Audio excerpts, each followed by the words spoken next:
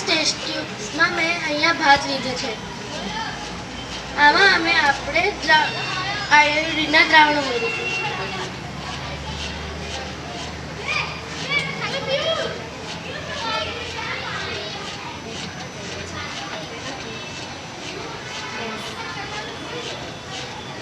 શું તમને દેખાય કે આમાં સ્ટાર્ચની હાજરી રહેલી છે? સ્ટાર્ચ બોલ. કેવો રંગ આવ્યો? કાળો અને ભૂરો. આ કાળો ભૂરો સૂચે છે કે આમાં સ્ટાર્ચની હાજરી રહેલી છે. સ્ટાર્ચ સાનામાં હોય છે. બ્રેડ, મકાઈ, બટાકા, ચોખા, ઓટ્સ આ અન્ય પદાર્થમાં હોય છે. સ્ટાર્ચ આપણને શક્તિ આપે છે. અસ્તુ. અહીંયા આગળ મેં એક કાગળ લીધું છે. કાગળની ઉપર છે ને મીણબત્તીથી મેં લખ્યું છે. એના પર કંકુ નાખ્યું.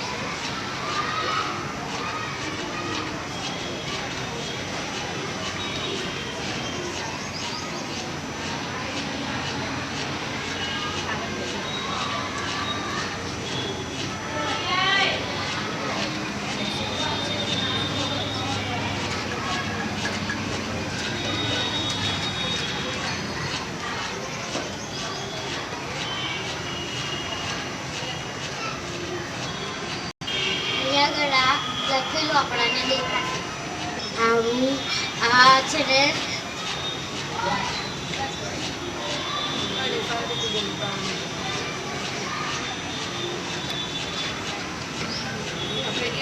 ઢોંગી બાબાઓ આવું કરીને આપણને લોકોને ઠગે.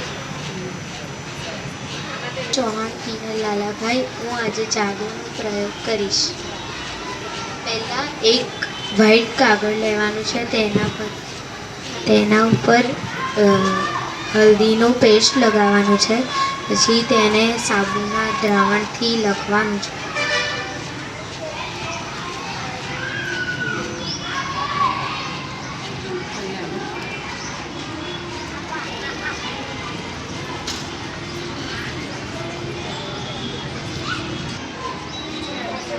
બધાને પહેલા બતાવ.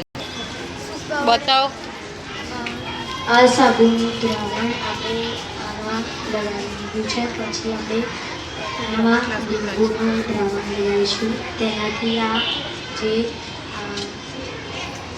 સાબુનું દ્રાવણ એ ભૂસાઈ જશે.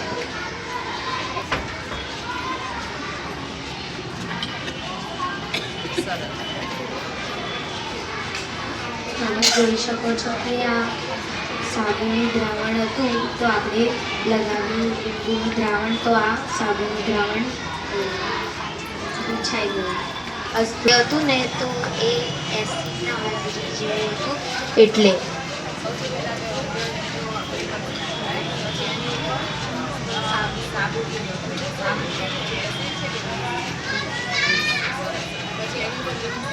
એસિડ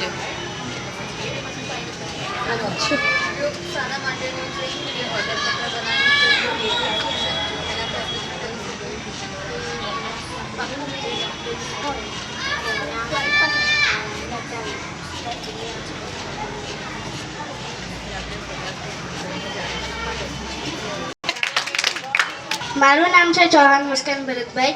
આજે આપણે જોઈશું કે દહન માટે હવા જરૂરી છે, ઓક્સિજન જરૂરી છે.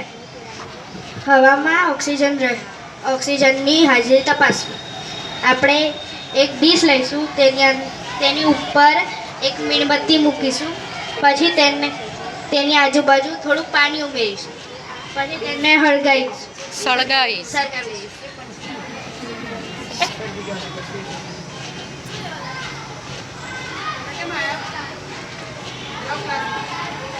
પછી તેને બીકરથી ઢાંકીશું.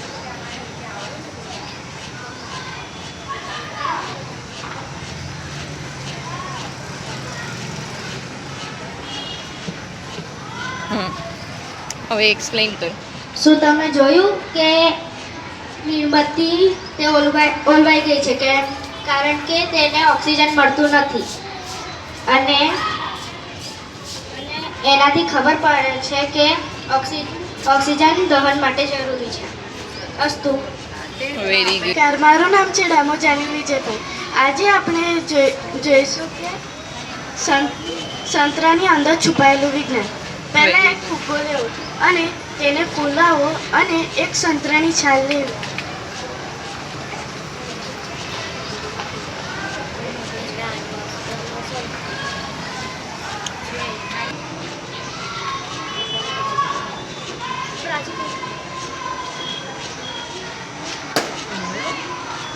Very good. હજુ બીજી વાર કર.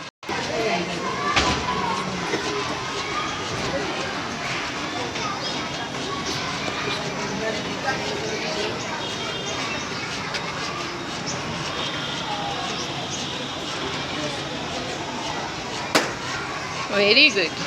હવે એક્સપ્લેન કરી દે. આપણે જોયું કે આ ફુગ્ગો ફૂટ્યો છે કારણ કે તેમાં જે આપણે સંતરાની છાલ લીધી તેમાં લિમોનેન નામનું તેલ હોય છે. તેથી આ લિમોનેન નામનું તેલ તે ફુગ્ગાની સપાટીને નબળી બનાવે છે અને ફુગ્ગો ફૂટી જાય છે. અસ્તુ. Very good. હું ધોરણ 6 માં અભ્યાસ કરું છું. હું આજે જાદુનો પ્રયોગ બતાવીશ. એક કોરો કાગળ લઈ તેના પર લીંબુનું દ્રાવણથી લખવું, ત્યારબાદ તેને સૂકવવું. એક મીણબત્તી લઈ તેને સળગાવવી.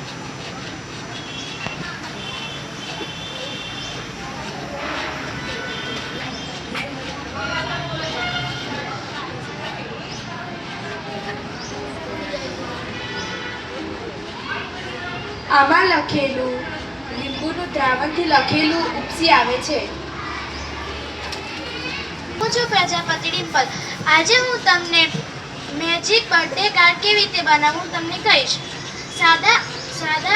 સાદું સફેદ કાગળ લઈને તેના પર હળદરની લેપ લગાડીને તેના વડે કોટન બડ લઈને તેના ઉપર સાબુનું દ્રાવણથી લખશું.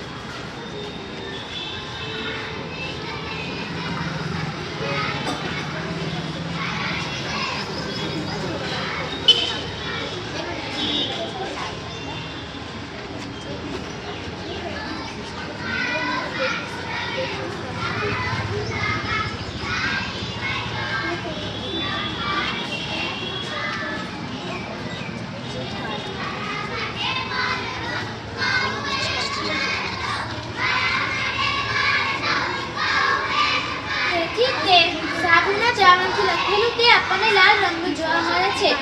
તેથી આપણે કહી શકીએ કે જ્યારે હળદર પત્ર પર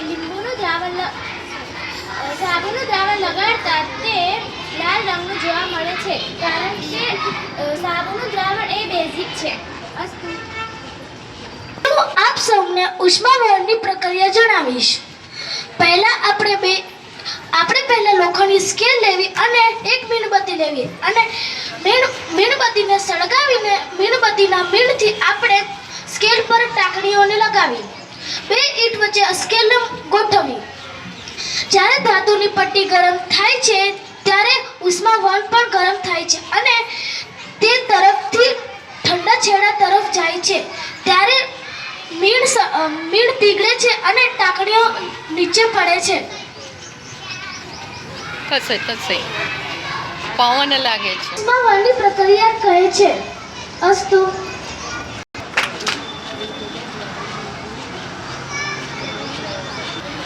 હેલો, ગુડ મોર્નિંગ. હું છું રાણા કૃષ્મા. હું ધોરણ 7 બ માં અભ્યાસ કરું છું. આજે હું ઉષ્માનયનની પ્રક્રિયા વિશે થોડું ઘણું જણાવીશ. તો આજે આપણે ઉષ્માનયનની પ્રયોગ કરી રહ્યા છે, જેમાં સૌથી પહેલાં આપણે એક ફ્લાસ્ક લઈશું અને તેમાં થોડું પાણી ભરીશું. તેને ત્રિપાઈ અને તારની જાળી પર ગોઠવીશું અને તેની નીચે મીણબત્તી સળગાવીને મૂકીશું.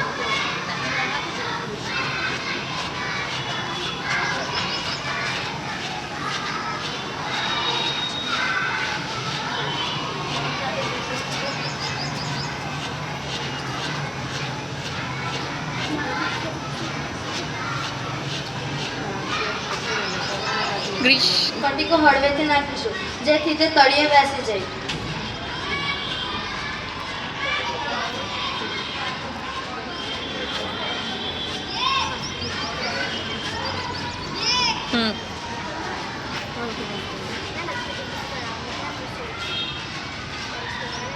હમ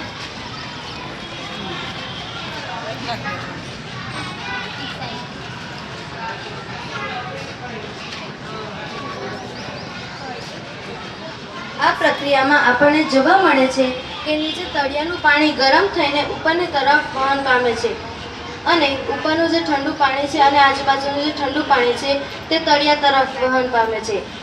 આ પ્રકારના વહનને ઉષ્માનયન કહે છે.